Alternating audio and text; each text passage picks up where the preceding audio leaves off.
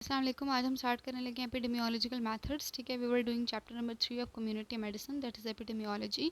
और जो epidemiology studies से पहले पहले तक बात है वो बेसिकली हम लोग कर चुके हैं। ठीक है, अब आते हैं एपिडेमियोलॉजिकल स्टडीज़ पे। तो कौन कौन से मेथड्स हैं या स्टडीज़ हैं या रिसर्चेस के कौन कौन से तरीके हैं जो कि बेसिकली हम कर सकते हैं।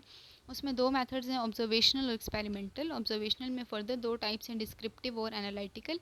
फिर एनालिटिकल की मज़ीद दो टाइप हैं, केस कंट्रोल और कोहोर्ट। ठीक है, और एक्सपेरिमेंटल में आरसीटी यानी रैंडमाइज कंट्रोल ट्रायल और नॉन रैंडमाइज कंट्रोल ट्रायल। सही हो गया। अच्छा, we will start with descriptive. एक एक स्टडी को हम थोड़ा सा डिटेल में देख लेते हैं। ठीक है, ये इंपॉर्टेंट है।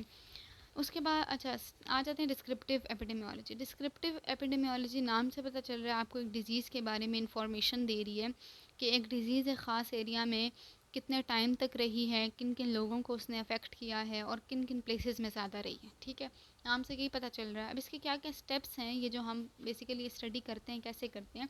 पहला जो स्टेप होता है डिफाइनिंग पॉपुलेशन, कि आपने अपनी पॉपुलेशन डिफ़ाइन कर ली है कि आपने किस एरिया को पे काम करना है। ठीक है, उसके बाद आ जाते हैं defining the disease under study, कि अब आप कौन सी डिज़ीज़ उसमें पढ़ना चाहते हैं। फॉर एग्जांपल हम मलेरिया की बात करते हैं, डेंगू की बात करते हैं, जो कि हम ये देखना चाह रहे हैं कि रूरल एरियाज़ में बेसिकली मलेरिया की कितनी प्रिवेलेंस है या इंसिडेंस है। तो वो स्टडी हम फाइंड आउट करने के लिए डिस्क्रिप्टिव कर रहे हैं। तो आपने पॉपुलेशन डिफ़ाइन कर ली कि हमारा एक स्पेसिफिक रूरल एरिया है जिसका जो भी नाम ले लें, वहाँ पे हम अपनी स्टडी कंडक्ट करेंगे। पहला ये स्टेप हो गया। दूसरा ये कि आपने अपनी डिज़ीज़ को डिफ़ाइन कर दिया कि हम बेसिकली मलेरिया की प्रिवेलेंस वहाँ पर देखना चाह रहे हैं। ठीक हो गया। और फिर आ जाते हैं डिस्क्राइबिंग द डिज़ीज़। फिर आपने अपनी डिज़ीज़ को थोड़ा सा डिस्क्राइब करना है, टाइम के हवाले से, प्लेस के हवाले से और पर्सन के हवाले से।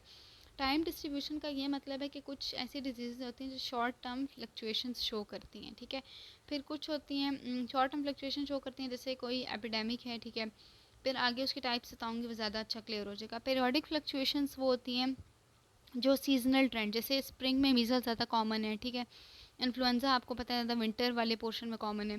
फिर लॉन्ग टर्म या सिक्यूलियर ट्रेंड भी जिसका हो सकता है, जैसे डायबिटीज़ वगैरह, या बायोमोडालिटी भी हो सकती है, यानी दो एज ग्रुप्स में उसकी पीक्स आती हैं, जैसे हॉजकिन लिम्फोमा वगैरह। ठीक है, बच्चों में और ज़्यादा बड़ों में। तो ये वाली जो बातें हैं इसको हम कहते हैं टाइम डिस्ट्रीब्यूशन। ठीक है, फिर आ जाते हैं प्लेस डिस्ट्रीब्यूशन पे, कि किन किन एरियाज़ में कौन कौन से डिज़ीज़ कॉमन है। ठीक है, उसकी नेशनल वेरिएशंस क्या क्या हैं, अर्बन वेरिएशंस क्या क्या हैं, इसके अलावा लोकल डिस्ट्रीब्यूशन उसकी कैसी है।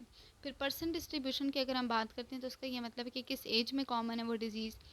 सेक्स का बताना है। ठीक है, कि कौन, जिस तरह ओबेसिटी वगैरह हम कहते हैं कि फ़ीमेल्स में कॉमन है। फिर आपने मैरिटल स्टेटस का बताना है, एथनिसिटी का बताना है, occupation, social class, behaviour, stress, migrations, ये सारी चीज़ें बतानी हैं। बहरहाल ये तीसरा पॉइंट था जिसको मैंने